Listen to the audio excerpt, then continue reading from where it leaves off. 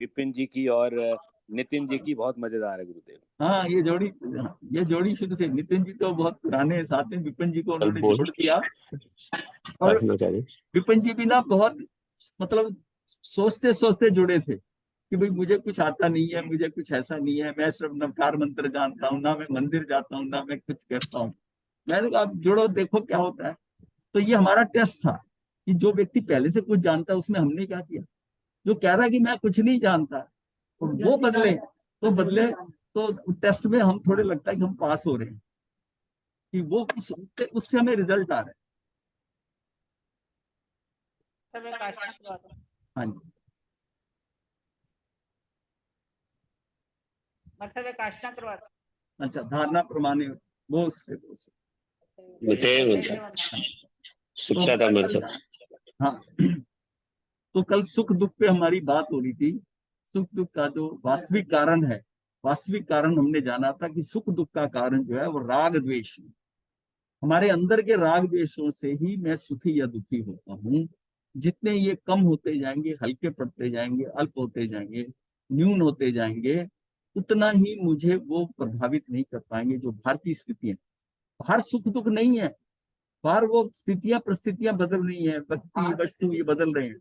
मैं उसको कैसे ले रहा हूँ, मैं उसको कैसे ले रहा हूँ, वो मेरे राग द्वेष के कारण उस पर डिपेंड है। मेरे अंदर के विषय वो मुझे बहुत दुखी कर रहे हैं, कम दुखी कर रहे हैं। उसी सिचुएशन में सारे लोग जो है, सुख और दुख सबका अलग अलग है। तो ये कैसे हो सकता है कि जब कुछ हो रहा है तो सब अलग अलग कैसे होंगे। हाँ, बरसात हो रही है और लोग खड़े हैं तो सारे वैसे ही भीगेंगे ना, वैसे ही भीगेंगे।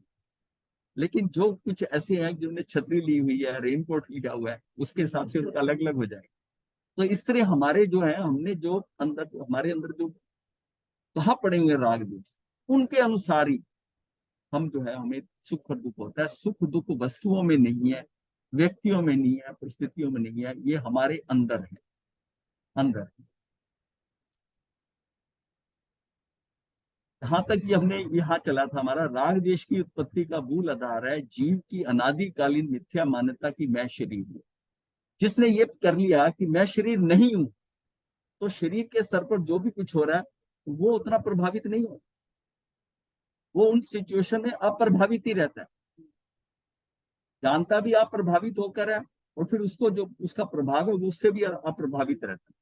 तो ये सारा ये है कि ये सारा खेल मेरा ही है, ये मेरा ही है उसी सिचुएशन में। हाँ, जब हम बार बार यही एग्जाम्पल देते हैं कि उस वर्षा के कारण किसान जो है वो खुश हो रहा है और कुम्हार दुखी हो रहा है, क्योंकि उसकी अपेक्षाएं डिफरेंट थी।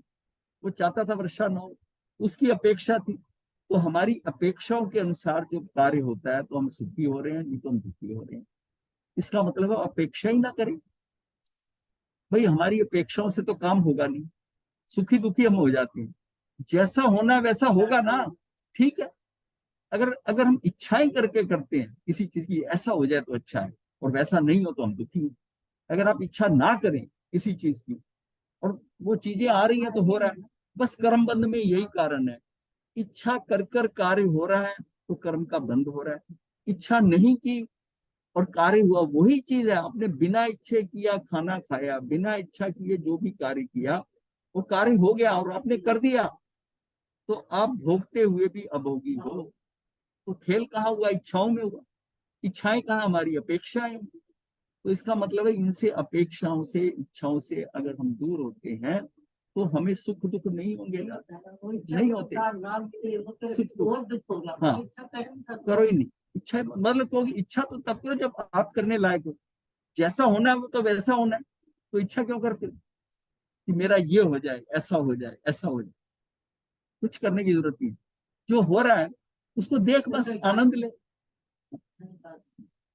नाटक है ना, आप फिल्म देखने जाते हो तो जैसी बनाई वो देख रहे हो ना। अब उसमें कई लोग ऐसे होते हैं, नहीं इसका एंड ऐसे होता ना, अगर अगर हीरो अगर हीरो नहीं मरता अंत में तो पिक्चर बहुत अच्छी होती है। वो अपना कमेंट दे रहा, तो तेरे इस कहने से क्या होगा, इस कमेंट से क्या होगा। तो हमें सारी अपेक्षाओं से, हम जो अननेसेसरली जो अपेक्षाएं करते हैं, एक्सपेक्टेशन है हमारी दूसरों के प्रति, उस एक्सपेक्टेशंस को हम चाहें तो धीरे धीरे कम करके सहज हो जाए। देखिए, अगर अपेक्षा है तो आप सहज नहीं है, आप अपेक्षाएं रखी हैं तो सहज नहीं है, क्योंकि वो फिर अपेक्षा जब पूरी नहीं होगी तो आप सहज रहना असहज हो ही जाओ। अपेक्षाएं नहीं है तो ठीक है, जैसा आ गया वैसा ठीक है, ऐसा ठीक। अतः यही निष्कर्ष निकलता है कि राग द्वेष का होना ही हिंसा है और ना होना हिंसा। बात तो राग द्वेष पे आ गई। वही धर्म है। अगर ना हिंसा मतलब हिंसा ना हो तो वही धर्म है। राग द्वेष की उत्पत्ति का मूल आधार है जीव की अनादिकालीन मिथ्या मान्यता कि मैं शरीर हूं। सबसे बड़ा तो ये जो शरीर के साथ हम जुड़े हुए इसकी आसक्ति है। और सारा पौद्गलिक इफेक्ट जो है ये मेरा मीडियम है कि जो कर्मों का जैसा भी आप कर रहे हो वो इस पे आना है और आप इसको अपना समझ रहे हो। तो जैसे अपना बच्चा, अपनी पत्नी, उनके दुखों के कारण आप दुखी हो रहे हो, इसी तरह ही शरीर को जितना अपना मान रहे हो, इसके दुख के कारण आप भी उतने दुखी हो रहे हो, और सुख के कारण आप सुखी हो रहे हो, आप इससे जुड़े हुए।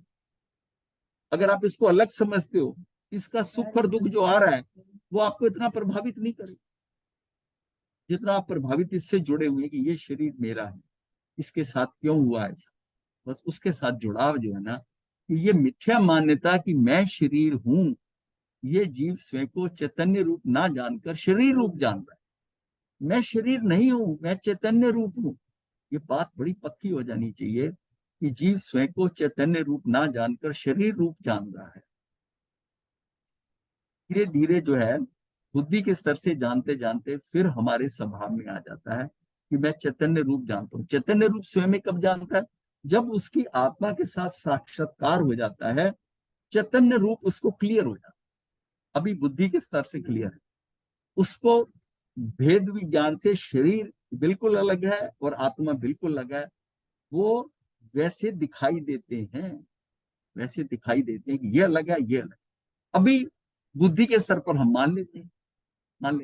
जब वो स्थिति आएगी फिर आपको क्लैरिटी हो जाएगी, फिर आपसे पूछना, फिर आपकी दृष्टि वैसी हो जाएगी, फिर दृष्टि वैसी हो जाएगी।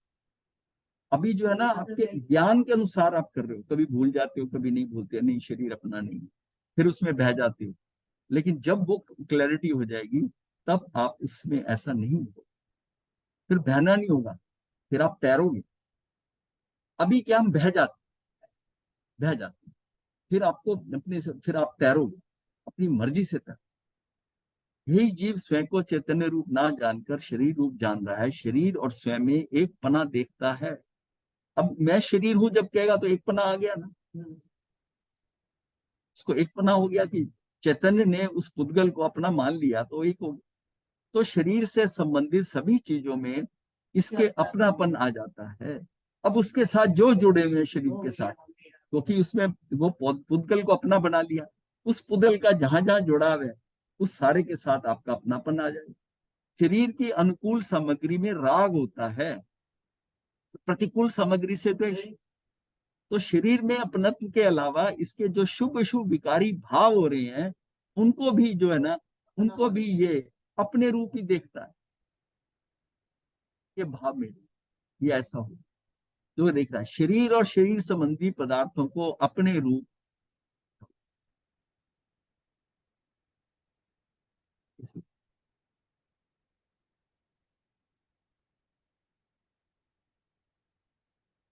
यहाँ से कुछ और ही आ गया।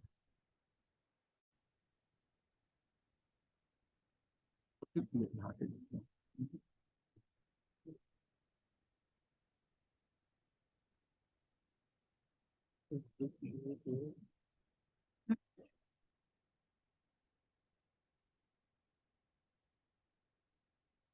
नहीं पूरा नहीं हुआ। ये डमरू से कैसे आ गया आपकी आंखें, दो आंखें, मुंह, और ये कुछ इसमें वायरस आया हुआ लगता है। ये सब जुड़ता है, वो कई बार वार्निंग देता है ना कि आप बहुत लोगों से कनेक्टेड हो, कोई ना कुछ।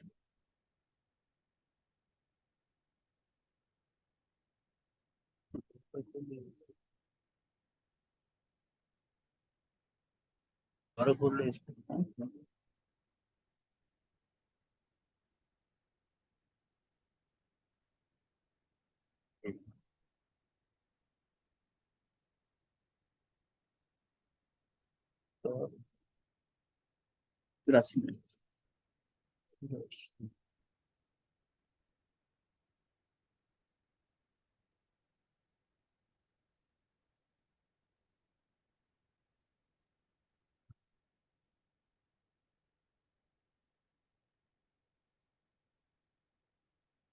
आगे से आगे।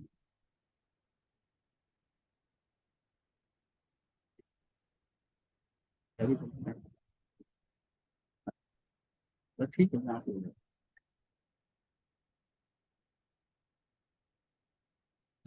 ये शुभ अशुभ भाव भी मैं नहीं, ये मेरे स्वभाव नहीं, मैं तो इन सबसे भिन्न ज्ञान का मालिक एक अकेला चैतन्य प्रतीक हूँ। तो ये सोचते हैं ना, तो ये क्या है, राग देश मेरे स्वभाव हैं।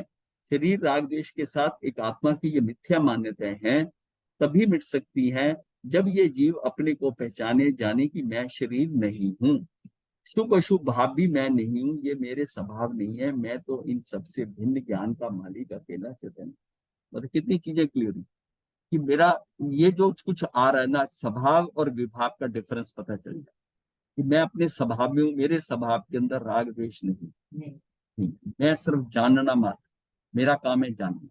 लेकिन ये राग द्वेष हो रहे हैं, ये मैं विभाव में जा रहा हूँ, ये विभाव में जा रहा हूँ। और दूसरा है जो शरीर, ये विभाव में अगर जा रहा हूँ, और शरीर का और पुद्गल का ये डिफरेंस पता होना चाहिए कि शरीर पुद्गल पौद्गलिक है, इसकी अलग है, और मेरा चैतन्य अलग। चैतन्य के अनुसार मात्र जानना, मात्र जानना। और अगर मैं पुद्गल के साथ जुड़ता हूँ तो फिर क्या है कि उसमें मैं अपनापन समझ रहा हूँ, अपनापन समझ रहा हूँ। फिर उसकी प्रॉब्लम जो है ना, मुझे अपनी प्रॉब्लम नहीं आ रही। और ये आता है कि कर्म का बंध मैं करता हूँ, राग द्वेष मैं करता हूँ, जबकि मैं राग द्वेष कर नहीं सकता, मैं कर्म बांध नहीं सकता। मेरा काम है मात्र जानना। तो वो क्लैरिटी हो जाएगी, मुझे सिर्फ जानना।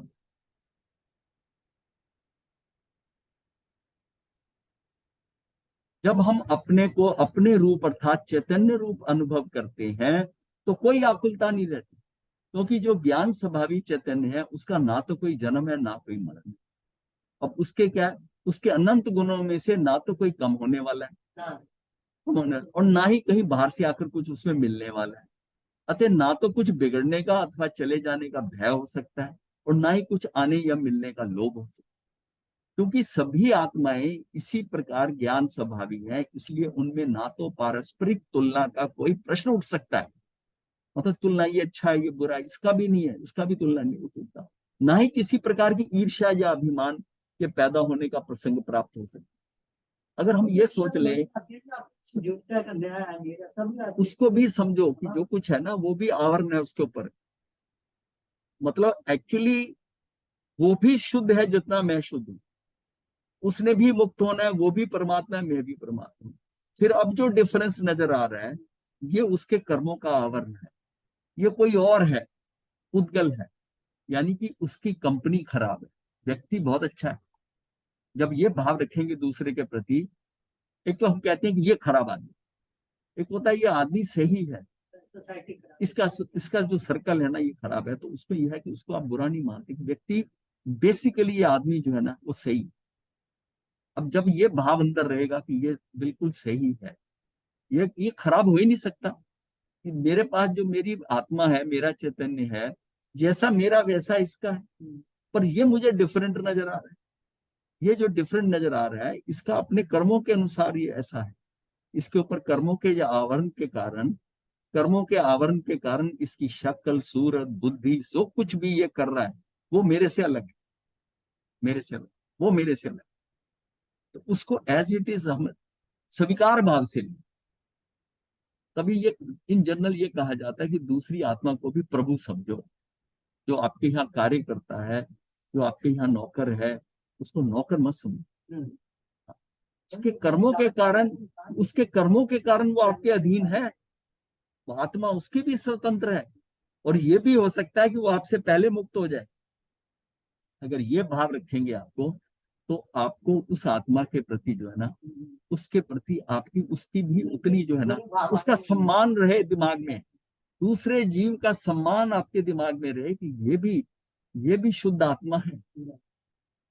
वैसे नहीं होगा अगर उसका सम्मान नहीं होगा कि ये है। अब जैसे जो लोग उसको खूनी समझते थे अर्जुन माली को, और ये सोचते थे कि ये भगवान है, क्या है भगवान, ये जो है महावीर ने उसको उठा के दीक्षा दी थी। कल तक तो हमारा खूनी था, आज हमारी छाती पे बिठा दिया, यहाँ पर लाकर उसे साधु बना दिया, वंदनी बना दिया।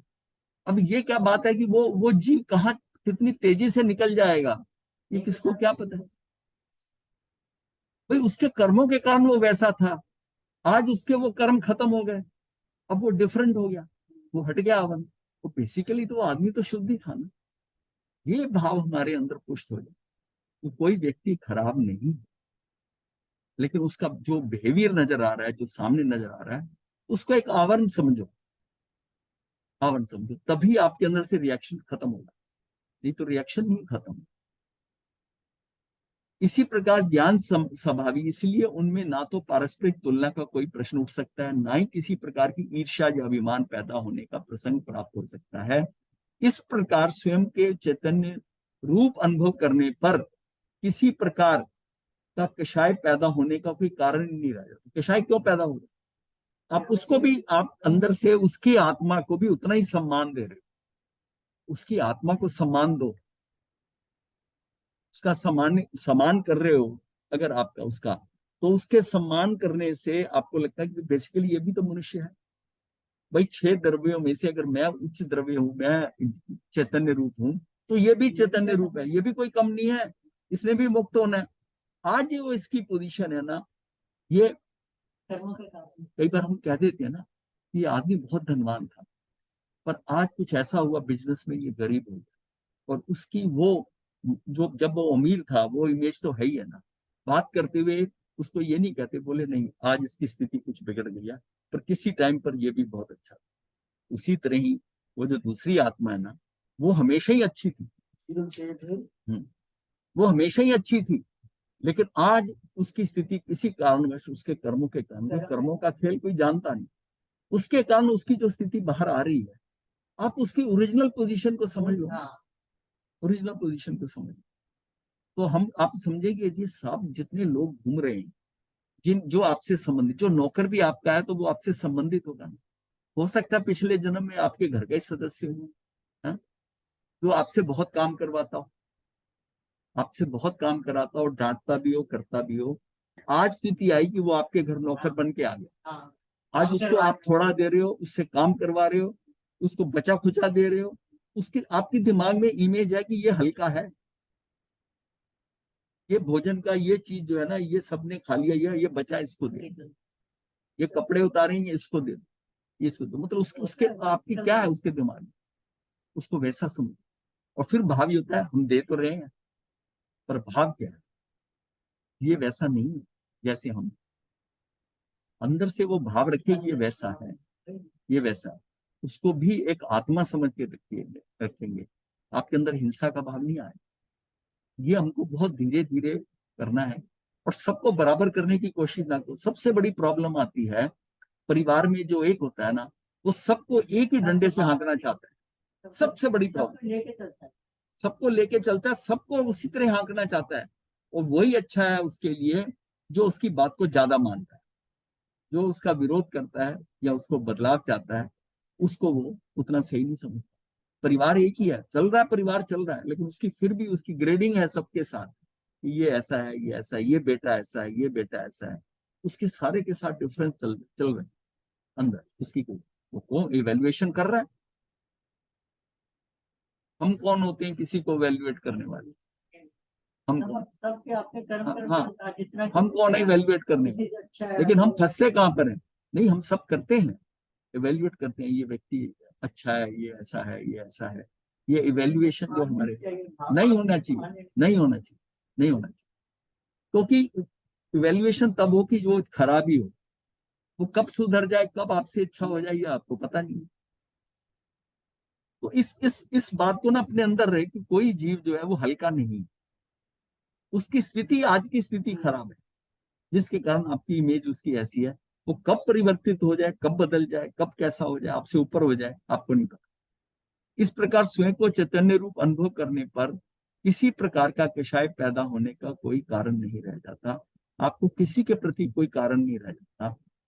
अब तक की चर्चा का सार निकलता है कि दो बातें जाननी जरूरी है। एक तो यह कि दुख का कारण स्वयं के राग द्वेष है, ये फंडामेंटल इस सारे विषय का, कि दुख का कारण स्वयं के राग द्वेष है, बाहर नहीं है। ये मेरी अंदर की स्थिति के कारण मैं सुखी या दुखी। और ये दुख और पर पदार्थों की वजह से नहीं है। ये दुख जो है किसी वस्तु पदार्थों के कारण नहीं है, पर पदार्थों के कारण नहीं, मतलब मेरे कारण। दूसरा ये कि अपने चैतन्य को पहचाने बिना शरीर में अपनापन मिट सकता है, नहीं मिट सकता। शरीर में अपनापन नहीं मिटेगा जब तक अपने चैतन्य को पहचाने बिना। अपने चैतन्य को क्या कैसे पहचानेगा? पहले बुद्धि के स्तर पर जानेगा, और फिर जब उसको साक्षात्कार हो जाए तब उसको कुछ बताने की जरूरत नहीं। लेकिन चैतन्य को पहचाने बिना शरीर में अपनापन नहीं मिट सकता। शरीर में अपनापन मिटे बिना राग द्वेष नहीं मिट सकता। क्योंकि शरीर के साथ वो चीजें आएंगी सारी। और शरीर के बिना हम कितना भी कह दे राग द्वेष को, मैं अगर शरीर मेरा है तो ये आएगा ही आएगा। राग द्वेष मिटे बिना ये जीव कभी सुखी नहीं हो सकता। ये सुख दुख मेरे हाथ में, कोई बाहर की स्थिति नहीं। मुझे अगर सुखी होना है तो अपने अंदर से राग द्वेष खत्म करना, राग द्वेष खत्म।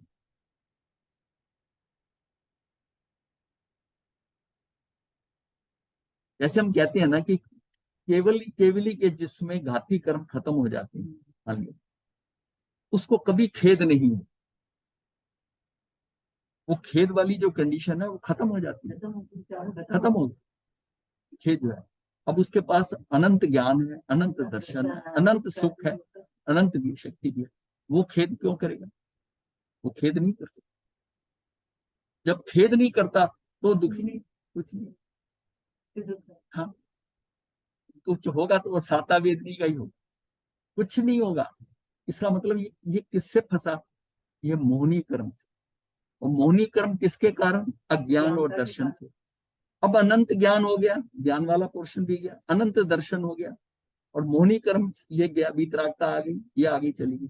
और फिर इनके साथ में आत्मशक्ति जुड़ी हुई है, आत्मा की शक्ति बहुत होगी।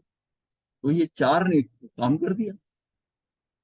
मतलब असली अगर देखा जाए तो उसका जीने का मकसद जो होगा ना, जब वो केवली हो जाता है, अब जो जीवन उसके आघाती कर्मों के कारण चलेगा वो कितना बढ़िया होगा। इस चीज को हम तो आ रहा है, उसके बाद में क्या है, उसके आघाती कर्म ही खत्म होंगे, खत्म होंगे। तो ये जो मानसिकता से ये जो सारी प्रॉब्लम राग द्वेष की, ये दुख हो रहे हैं, चीजें नहीं हो रही तो खेद हो रहा है, ये खेद खत्म हो जाए, खेद खत्म हो जाए, खेद खत्म हो जाए। ये सभी को स्पष्ट है कि जिन चीजों को हम अपनी नहीं देखते व जानते, उनके लाभ हानि, जीवन मरण, जब वो मेरी चीज ही नहीं है, जब ये शरीर ही मेरा नहीं है, ये मेरा नहीं है। अब मुझे पता है कि ये शरीर मेरा नहीं है, तो मैं अपने सफेद बाल काले क्यों करूं?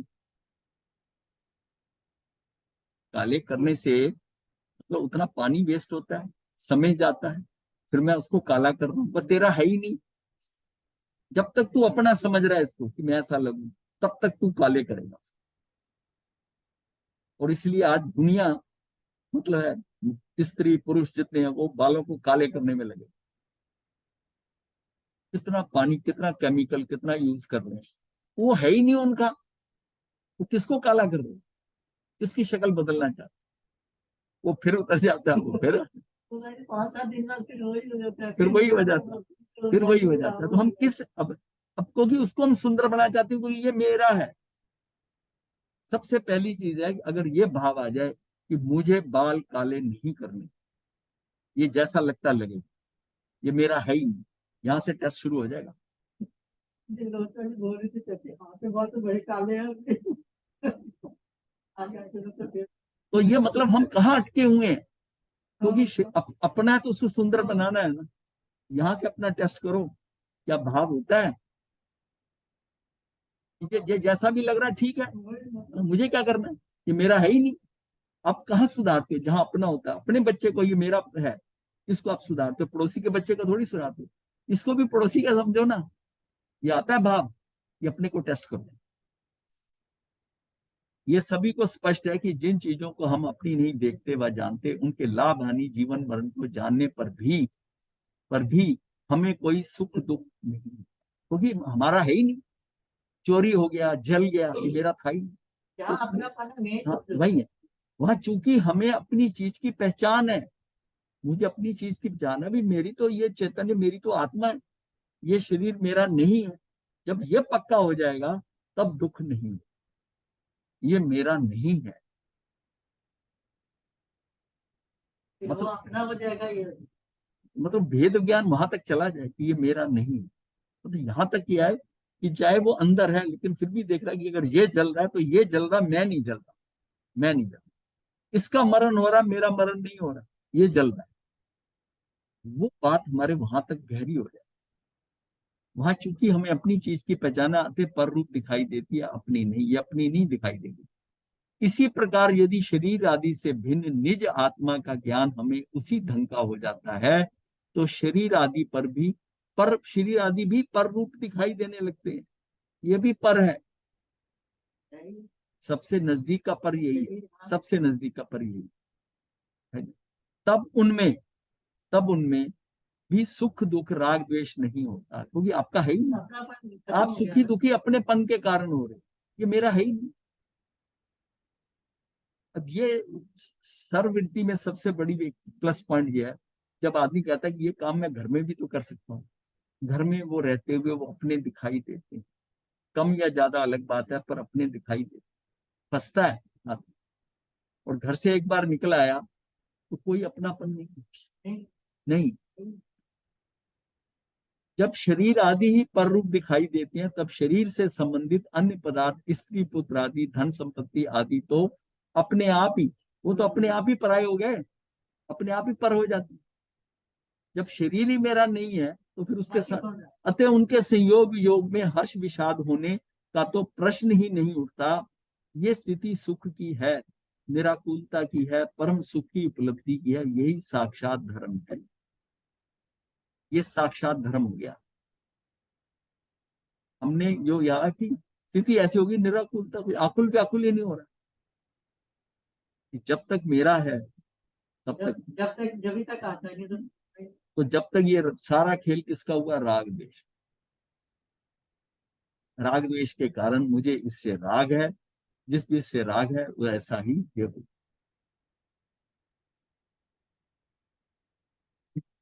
विषय वो खत्म हुआ।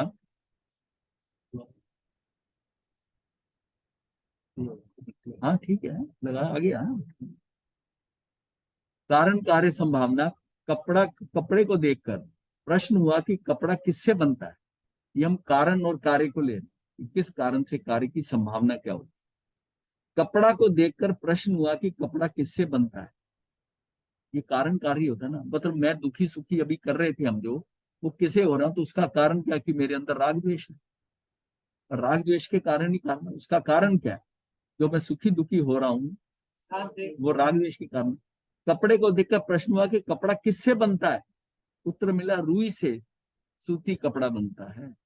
रुई से जो है ना वो सूती कपड़ा बनता। रुई कहाँ से आई, रुई कपास के पौधे से आई। कपास का पौधा किससे बना, ये वनस्पति के जीव और पुद्गल दोनों का योग मिला। वनस्पति का जीव था और उसने पुद्गल लेकर शरीर बनाया, वो सफेद सफेद फूल हो गया उसके ऊपर, कपास के ऊपर, दोनों का योग मिला और कपास का पौधा बन गया। जीव और पुद्गल, कपड़े का कारण है रुई। अब क्या हुआ कि उसमें से जीव जब चला गया, या जीव हमने निकाल दिया, उसको हमने तोड़ लिया, और वो रुई जो है ना, रुई अब क्या रह गया, पुद्गल रह गया। भाई मैं वो जीव को तो कंट्रोल नहीं, वनस्पति का जीव तो जहां जाना गया, लेकिन उसने जो शरीर बनाया था, जो भी इसका कपास के फूल का जो पौधा था, उसका जो शरीर बना था, उससे उसको मैंने निकाल लिया, जीव हट गया, पुद्गल। अब वो रुई रुई जो है ना, कपड़े का कारण है रुई, रुई का कारण है कपास, और कपास का कारण है जीव तथा पुद्गल का योग। यानी कि जीव कौन सा था, वनस्पति का, केंद्री का वो जीव है, वनस्पति काय में आया। उसके बाद वो पुद्गल का योग, पुद्गल का योग उसने एक शरीर बनाया, जहां जाएगा शरीर बनाया। तो ये प्रश्न आगे बढ़ा, जीव किससे बना, प्रश्न रुक जाता है। अब बात यह है कि हमने ये तो जान गए कि पुद्गल के कारण ये आगे शरीर बना, पर वो जीव किससे बना? बात हो रही है जीव किससे बना, प्रश्न उठता होगा ना। आप कई बार कहते होते, हम कहते हैं अनादि से है आत्मा, आत्मा जो अनादि से है, भाई वो कैसे बनी? अब कपड़े का कारण रुई है, रुई का कारण कपास, और कपास का कारण जीव तथा पुद्गल का ही होगा। प्रश्न आगे बढ़ा, जीव किससे बना? प्रश्न रुक जाता है यहाँ, यही थम जाता है। परमाणु किससे बना? वो जो परमाणु है पुद्गल के, वो किससे बना? इसका कोई उत्तर नहीं हो सकता। जीव के बारे में कोई कारण नहीं बताया जा सकता, परमाणु के बारे में कोई कारण नहीं बताया जा सकता, बस है, अनादि से है, हम यही कहते हैं ना। So this space, you are running out of space in this PC, manage storage to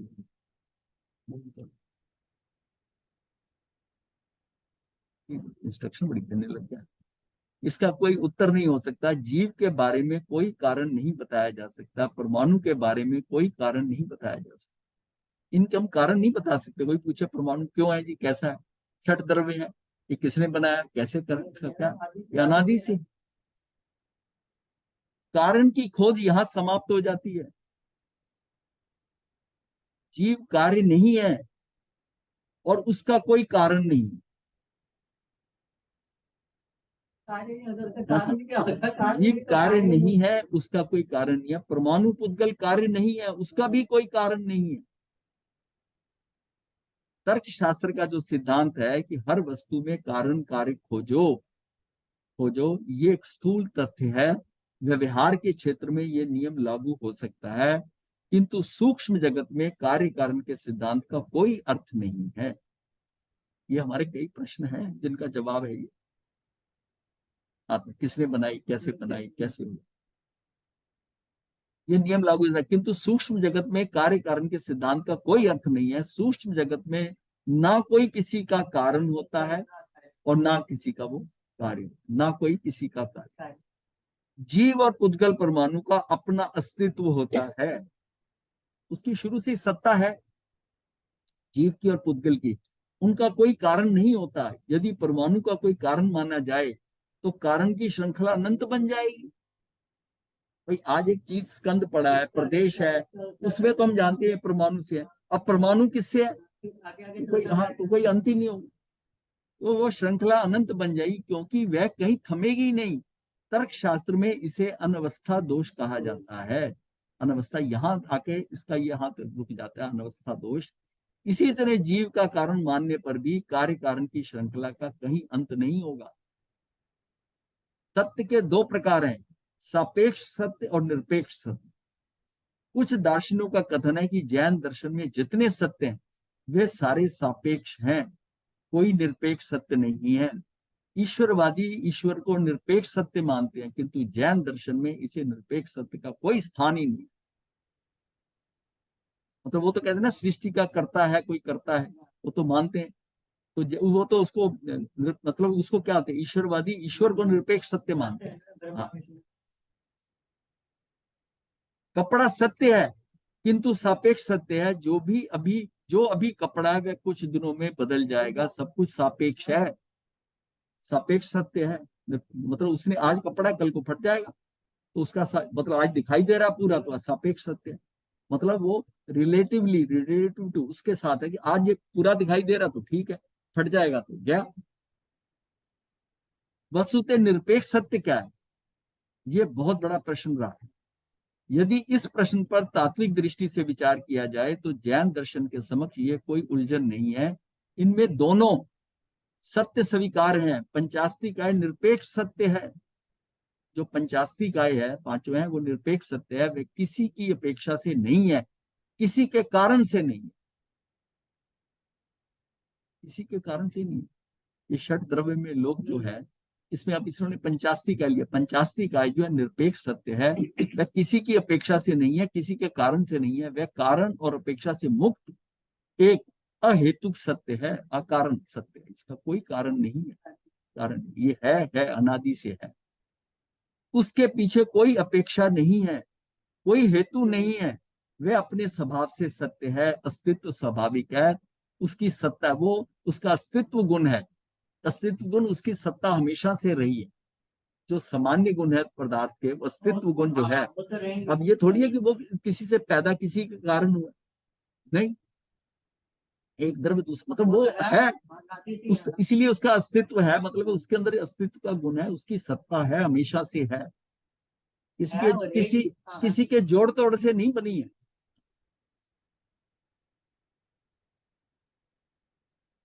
वहां कार्य कारण का सिद्धांत समाप्त हो जाता है। अनादि परिणमन निरपेक्ष सत्य है। जो चीजें अनादि से जो परिणमन कर रही हैं वो हमारे सामने आ रही हैं, अनादि से आ रही हैं, वो निरपेक्ष सत्य है। जैन दर्शन का सिद्धांत परिणामिक भाव है। सिद्धांत का पारिणामिक भाव है। ये पारिणामिक भाव पांचों भावों में से एक भाव है, ये परिणामिक भाव है। इसे दो भागों में व्यक्त किया। अनादि परिणामिक, अनादि से परिणामिक है,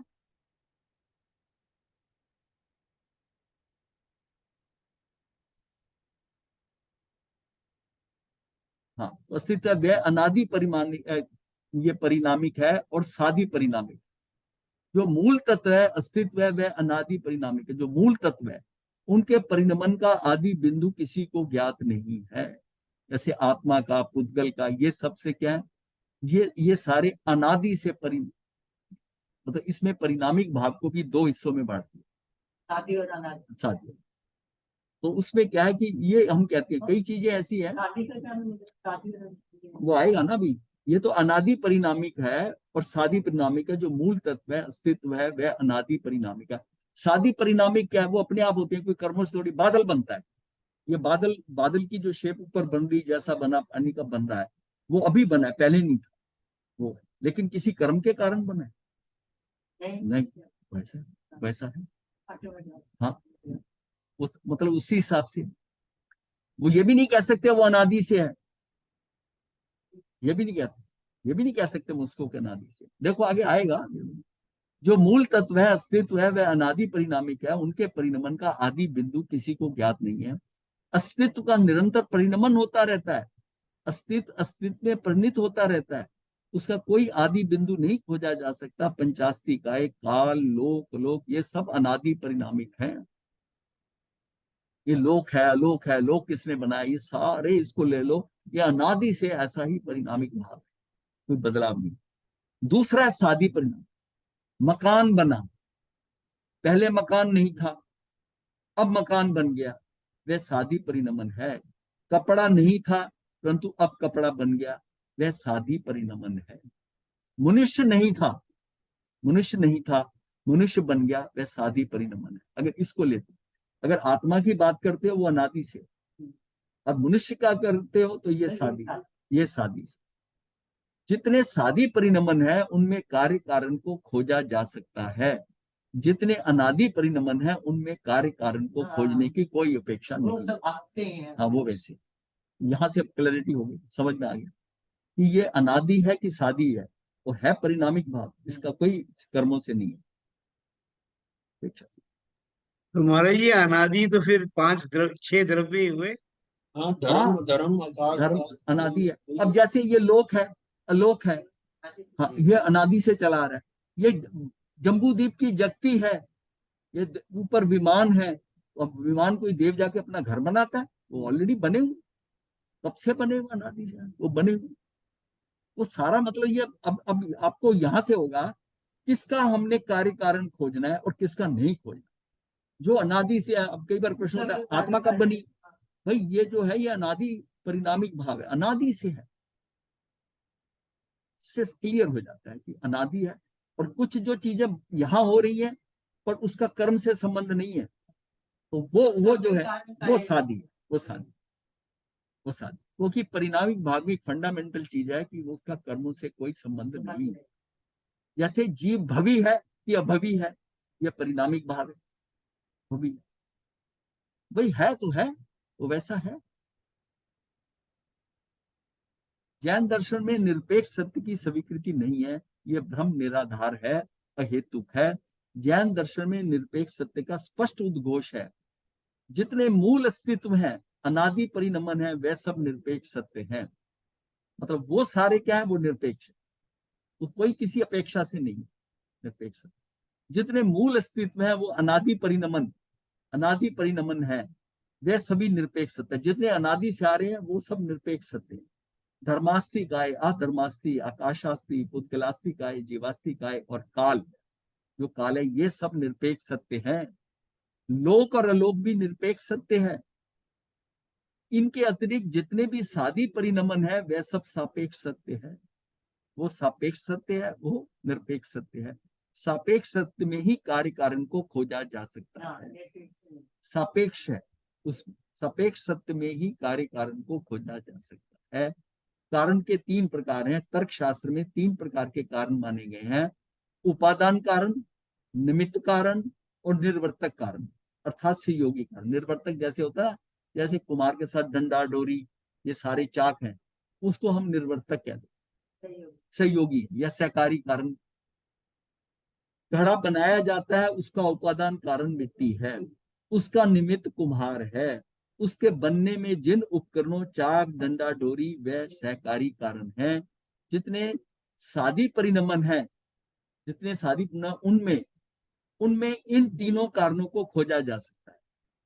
जितने सादी परिणमन है उसमें इन तीनों कारण को खोजा जा सकता है। ये निमित्त बना था, ये समान आया था, ये सान था और ये इसका उपादान है। ये तीनों इसमें नजर आए। ये कारण हो रहा है क्योंकि इसका सादी परिणमन है, सादी परिणमन। इनमें इन तीनों कारणों को खोजा जा सकता है, किंतु ये आवश्यक नहीं है कि तीनों कारण सर्वत्र उपलब्ध हो। ये भी जरूरी नहीं है। जैसे कुम्हार भी आया, वो भी, हाँ, वो कुछ ना कुछ 3 में से 2 हो सकते हैं। हो सकता है डंडा डोरी ना आए, जरूरत ना पड़े, ऐसा भी कोई कार्य है कि उसमें ना जरूरत पड़े। ये तीनों कारण सर्वत्र उपलब्ध हो ऐसा आवश्यक नहीं है। उपादान कारण का होना अत्यंत अनिवार्य। उपादान तो होना ही चाहिए। सादी परिणमन में निमित्त भी अनिवार्य है, निमित्त भी, किंतु सहकारी हो, ये डंडा डोरी वगैरह हो, ये जो है, ये निर्वर्तक जो है, ये जरूरी नहीं है कि हर केस में, ऐसा नहीं। कई कार्य ऐसे इससे हैं क्या कि तात्पर्य निकाला जाए महाराज? मतलब यह कि एक तो समान आ रहा है, एक निमित्त आ रहा है। निमित्त के निमित्त खाली आ जाए, अगर कुम्हार आ जाए तब भी डंडा डोरी ये सब चाहिए ना उसको। तो ये भी एक निमित्त का सेकेंडरी निमित्त है, जिसको हम कहते हैं, इसका जो है एक निमित्त तो मेन निमित्त हो गया, और एक ये उसके साथ में जो निमित्त के सहकारी कारण है, ये भी निमित्त कहे जाते हैं। इनको एक शब्द दिया था, ध्यान में नहीं आ रहा, थोड़ी दिनों पहले ही बात हुई थी। ये शब्द, इनको भी निमित्त कहते हैं। एक परंपर निमित्त, परंपर बंद नहीं, ये निमित्त परंपरा से है, ये होता है। मतलब ये समझ लो, ये निमित्त का एक पोर्शन है, पर हमेशा टूल्स चाहिए होंगे, ये जरूरी नहीं है। अब आपके किसी के भाव परिवर्तन हो रहे हैं, कुछ चीज परिणमन हो रहा है अंदर से, उसके लिए जरूरी थोड़ी कोई निमित्त ने उसने कह दिया उसको डंडा डोरी चाहिए, क्या नहीं चाहिए। किसी चीज के निर्माण में चाहिए होता है, लेकिन भावों के निर्माण में क्या चाहिए? निमित्त आया, आप में परिवर्तन हो गया उसके लिए। लेकिन घड़ा बनाना है तो उसके लिए कुम्हार भी चाहिए और ये डंडा डोरी चाक भी चाहिए। घड़े और मकान के निर्माण में कर्ता की जरूरत होती है। कर्ता कौन है? उपादान। आकाश में बादल बनते हैं, का कोई कर्ता नहीं है, वह स्वाभाविक परिणमन है। यह स्वाभाविक परिणमन होता है, वहां कर्ता की जरूरत नहीं होती। जहां स्वाभाविक परिणमन है वहां कर्ता की जरूरत नहीं होती।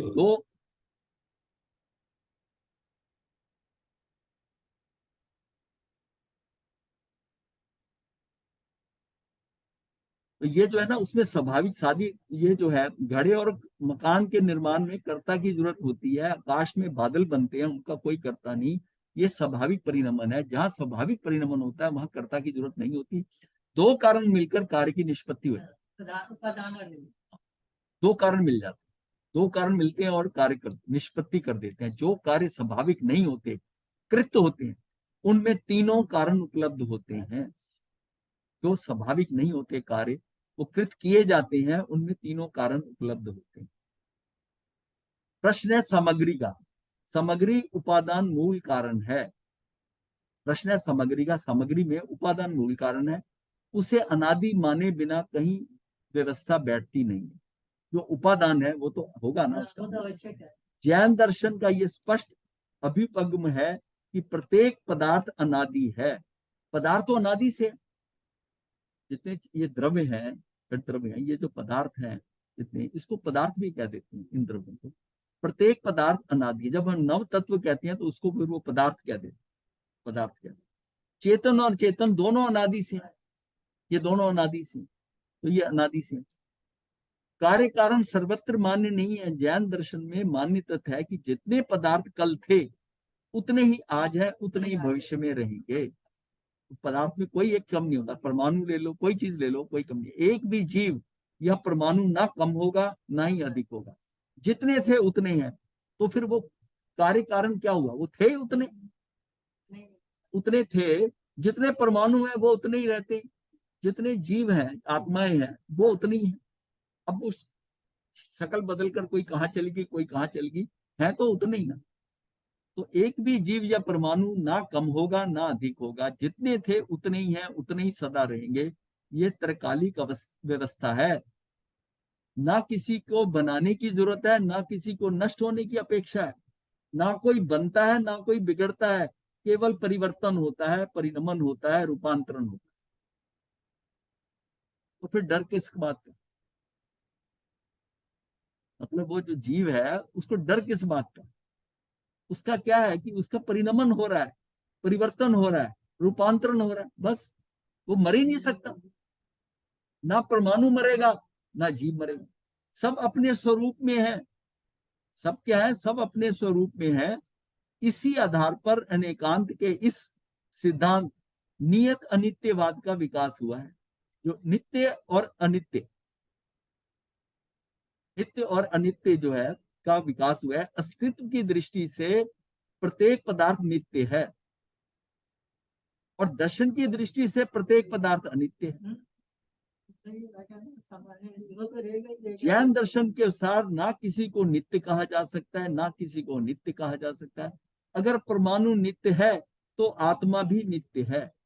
यदि परमाणु अनित्य है तो आत्मा भी, परमाणु अगर परमाणु नित्य है तो आत्मा भी नित्य है। यदि परमाणु अनित्य है तो आत्मा भी अनित्य है। परमाणु अमर है तो आत्मा भी अमर है। आत्मा और परमाणु दोनों अमर है। तो महाराज जी, अमर में एक तो हो जाएगा पुद्गल हाँ, वो भी और अमर है। एक हो जाएगा एक आत्मा भी है। चेतन। हाँ, अब जैसे आत्मा, अगर जो जीव आपने अमर देखा वर्ड है, क्यों इस्तेमाल किया महाराज जी परमाणु के लिए? अमर इसलिए कि इसको, अमर इसलिए होगा कि कभी नहीं मरेगा।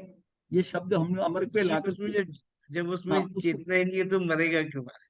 हाँ, आत्मा और परमाणु दोनों अमर हैं, मरेंगे ही नहीं, शाश्वत है, त्रिकालिक है। अब त्रिकालिक कहते हैं तो ये हाँ, टेक्निकल वर्ड है। त्रिकालिक वर्ड। हाँ, समझ अमर कहते हैं तो एक मामूली आदमी भी समझ जाता है ये मरता नहीं। हाँ, समझ अमर गया का मैं। मतलब है मरता नहीं। ये अनादि और सादी परिणमन का सिद्धांत है। जहां परिणमन का सिद्धांत होता है वहां कार्य कारण की सीमा बहुत संकुचित हो जाती है। जैन दर्शन में कार्य कारण को सर्वत्र नियमित नहीं किया गया। प्रत्येक कार्य के पीछे कारण होना ही चाहिए, यह सिद्धांत जैन दर्शन में सम्मत नहीं है। हर एक का कारण नहीं देखा जा सकता। जहां केवल सादी परिणमन होता है वहां यह सिद्धांत लागू, जहां पर ये सादी परिणम हो रहा है, जो अनादि से उसके लिए लागू नहीं होगा। हाँ, आदि जो है, जो बना है, उसी का मकान बना है, ये बना है, उस पर ये सिद्धांत लागू होता है। अन्यत्र इसकी कोई भी जो है ना अपेक्षा नहीं है। इसको कहीं नहीं, अब इसकी अपेक्षा ही नहीं। दार्शनिक जगत का एक अहम प्रश्न है कि जगत क्या है, इस जगत में हम जी रहे हैं वह क्या है। इसका बहुत सीधा उत्तर है अनादि और सादी परिणमन का योग, इसका नाम जगत है। मतलब जगत की डेफिनेशन भी ये होगी कि अनादि से भी है, मतलब जो उसके षड्द्रव्य अनादि से है, और सादी परिणमन भी हो रहा है। इन दोनों का योग है, ये जगत है, ये लोक है। कुछ अनादि परिणमन है, वे सूक्ष्म है, मूल तत्व है। जो मूल तत्व है वो सूक्ष्म है, वो अदृश्य रूप में काम कर रहे हैं। जीव सूक्ष्म तत्व है, परमाणु सूक्ष्म तत्व है। धर्मास्त्री अधर्मास्त्री आकाशास्त्री जीवास्त्री का ये अमूर्त है, ये अमूर्त है। अब मूर्त भी है, अमूर्त भी है, स्थूल भी है, सूक्ष्म भी है। इनका कोई मूर्तिकरण नहीं है। पुद्गल मूर्त है किंतु सूक्ष्म पुद्गल भी अनंत अनंत होते हैं, दिखाई हमें वो भी नहीं देता। सूक्ष्म पुद्गल परमाणु जो है ना, कहाँ दिखता है? केवलियों को दिखता है, पर ये नहीं हम कह सकते कि वो अमूर्त है तो मूर्त ही है। मूर्त है लेकिन मुझे इतना सूक्ष्म है कि मुझे दिखाई नहीं दे। जगत को दो भागों में बांटा गया, दृश्य जगत और अदृश्य जगत। केवल पुद्गल का जगत दृश्य बनता है, पुद्गल का जगत दृश्य बनता है, शेष पांचों ही जो पांचों द्रव्य है वो अदृश्य जगत है। मतलब एक दृश्य जगत है और पांचों द्रव्य जो है वो अदृश्य जगत है, किंतु सभी पुद्गल भी हमारे लिए दृश्य नहीं बनते, सारे हमें दिखाई नहीं देते। दो प्रकार की परिणतियां होती हैं, एक सूक्ष्म परिणति, एक स्थूल। ये जो अभी हमने बात की है वो स्थूल परिणति।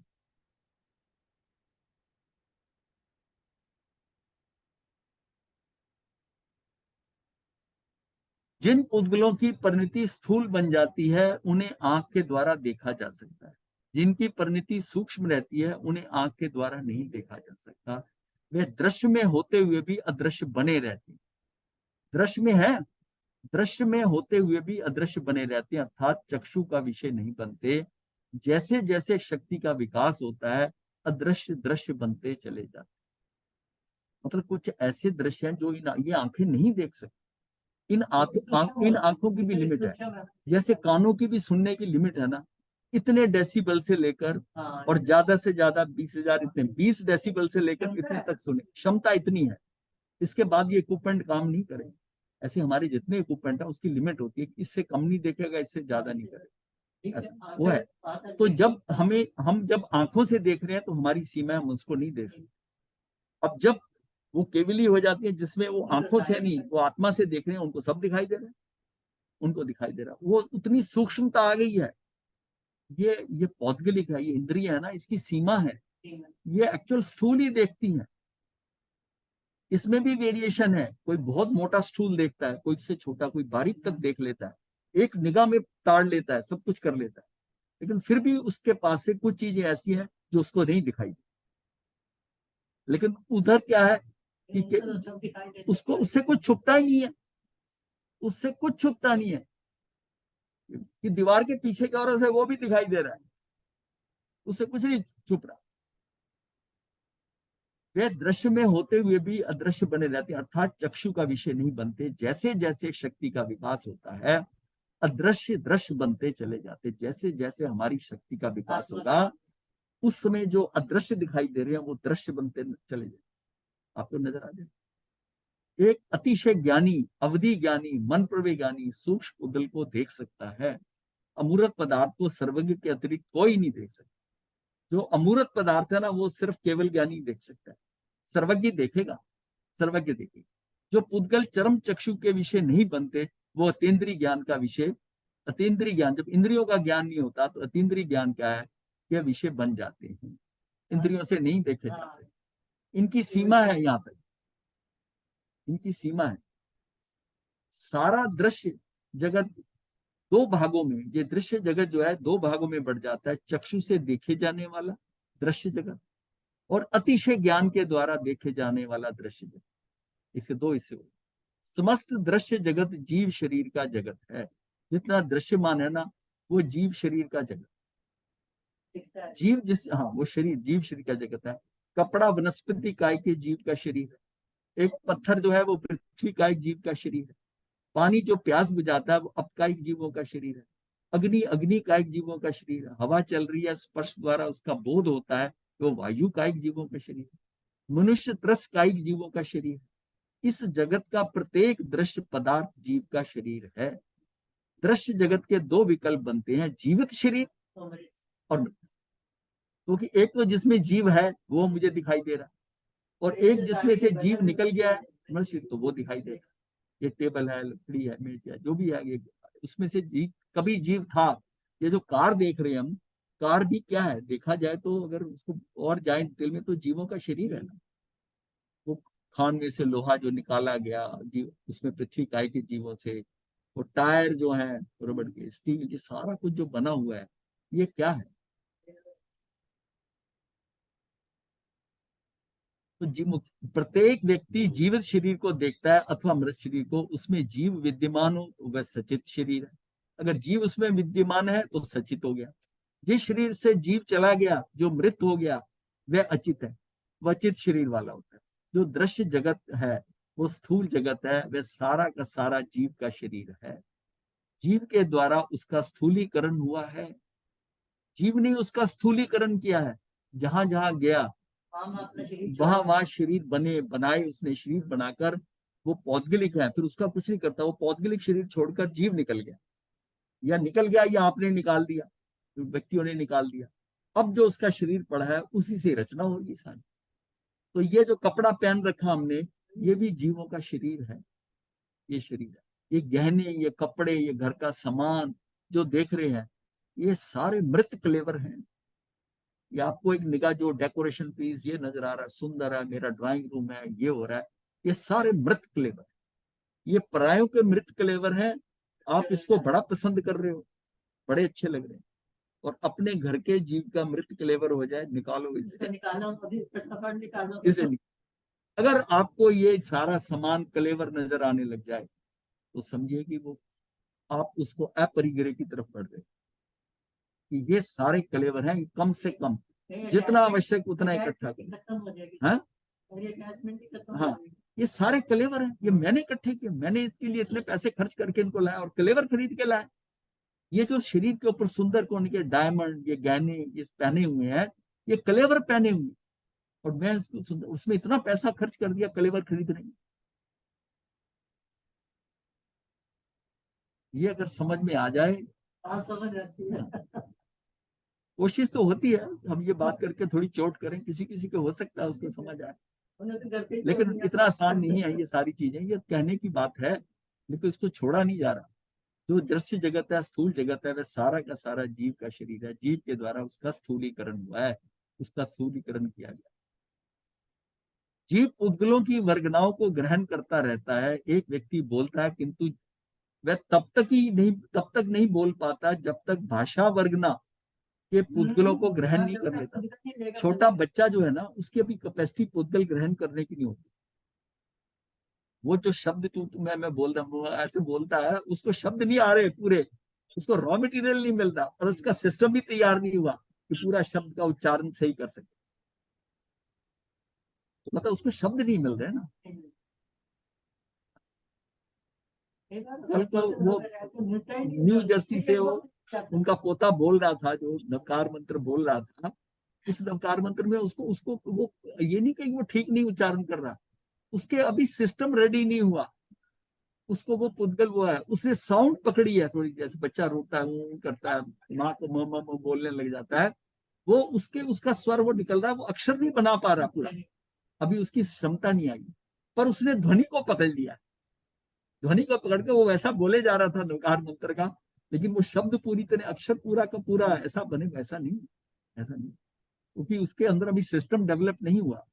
ये पुद्गलों की वर्गनाओं को ग्रहण करता रहता है। एक व्यक्ति बोलता है, किंतु वह तब तक नहीं बोल पाता जब तक कि वो भाषा वर्गनाओं के पुद्गलों को ग्रहण नहीं कर लेता। वर्गना के सिद्धांत अत्यंत महत्वपूर्ण है। जैन दर्शन में पुद्गल तत्व की अनेक वर्गनाओं में बांटा गया है। उनमें मुख्य 8 वर्गनाएं हैं। 4 शरीर वर्गनाएं, भाषा वर्गनाएं, श्वासोच्छ्वास वर्गनाएं, मनोवर्गनाएं, और एक शरीर जो अंतिम है वो कार्बन शरीर, सबसे सूक्ष्म है, सबसे औदारिक शरीर सबसे स्थूल है, और कार्बन शरीर सबसे, उससे कार्बन शरीर से थोड़ी स्थूल है तो मनोवर्गना है, मनोवर्गना से फिर श्वासोच्छ्वास है, ये सूक्ष्म है। भाषा स्थूल है, श्वासोच्छ्वास जो है ये उससे सूक्ष्म है, भाषा से सूक्ष्म। महाराज ये श्वासोच्छ्वास को 2 क्यों कहा है? किसको क्या? ये 2 श्वासोच्छ्वास वर्गना में जो आपने कहा है ना। हाँ, श्वासोच्छ्वास 2 नहीं है, ये श का श है, थोड़ा गैप ज्यादा हो गया। श्वासोच्छ्वास मनोवर्गना, कार्बन शरीर वर्गना है। इस आकाश मंडल में ये सभी प्रकार की वर्गनाएं हैं। अकाउंट्स के आदमी हो ना, अक्षर पे ज्यादा वो न्यूमरल्स पे ध्यान जाता है, ये 2 कहां से आ गया? हाँ, इसलिए थोड़ा कंफ्यूजन था हमारी, क्लैरिफिकेशन लिए तो आप ही करेंगे। अच्छी बात है। वो नॉर्मल से थोड़ा गैप थोड़ा ज्यादा है लिखने में, जैसा होता है ना। इस आकाश मंडल में ये सभी प्रकार की वर्गनाएं हैं। वर्गनाएं तो करीब 23 प्रकार की वर्गनाएं, लेकिन हमारे काम की 8 है। ये सभी प्रकार की वर्गनाएं हैं, किंतु किंतु बोलने में वही पुद्गल काम में आएंगे जो भाषा वर्गना के पुद्गल। हर एक की अपनी अपनी कैटेगरी है। श्वास और श्वास की अलग वर्गना है, बोलने की अलग है, बोलने की अलग है। ये सारी क्या है? भाषा वर्गना के अंदर क्या कैपेसिटी है? वो भाषा अपनी ताकत से आती है। मैं तो सिर्फ विचार करता हूँ कि ये बोल रहे, और वो आती अपने आप है, फिर कन्वर्ट होती है, और फिर बाहर निकलने की शक्ति भी उसकी अपनी है। मैं धक्का थोड़ी देता हूँ, वो ऑटोमेटिकली निकलती। यही श्वास की बात है। श्वास की क्या वर्गना है? इसलिए इसमें कहते हैं ना कि ये इसमें वो बल होता है, काय का, मन का, वचन का, तीनों के अंदर। जैसे प्राण कहते हैं, ये तीन बल प्राण है। बल का मतलब क्या है कि इसकी ताकत जिससे आ रहा है और ये निकल के भी खुद चला जाए, या वो खुद निकलेगा। वो टाइम हो गया। ठीक है, आपके अपने यहाँ दो जीव अजीव और भेद विज्ञान को भी समझा दिया हमारे जी, बड़ा क्लियर। थोड़ा थोड़ा जैसा मतलब यह नहीं, step by बड़ा step। क्लियर हो गया। और नहीं, ये मतलब ये सब्जेक्ट थोड़ा टिपिकल है, लेकिन ये इसको आपके कई प्रश्न जो उठने वाले हैं ना, उसको क्या है कि सादी परिणामिक भाव है कि अनादि परिणामिक भाव है, ये सादी कैसे, किसके साथ आपने जोड़ना है कि ये किसके कारण हुआ, कार्य जो हुआ ये कारण करते हुए। लेकिन जब आप देखेंगे कि ये शाश्वत चीजें आ जाती हैं, आत्मा और परमाणु आते हैं, इसको स्टॉप कर दिया। उसकी रीजनिंग है। कोई कहे कि आत्मा कैसे बनी, ये प्रश्न आता है, तो छोड़ दो उसको। सही किया, सही किया। गुरुदेव की आज्ञा से चत्तारि मंगलम अरिहंता मंगलम सिद्धा मंगलम साहू मंगलम केवली पनतो धम्मो मंगलम चत्तारि लुगुत्मा अरिहंता लुगुत्मा सिद्धा लुगुत्मा साहू लुगुत्मा केवली पनतो धम्मो लुगुत्मो चत्तारि शरणम पवज्जामि अरिहंते शरणम पवज्जामि सिद्धे शरणम पवज्जामि साहू शरणम पवज्जामि केवली पनत्तम धम्मम शरणम पवज्जामि। ये 4 शरणे दुख हरने और न शरणा कोई, जो प्राणी करे आचरण उसका अजर अमर। मथे बंदा मथे बंदा में सुखसदा मरसत। मथे वंदा में गुरुदेव। हाँ जी। मथे वंदना बोलते हैं।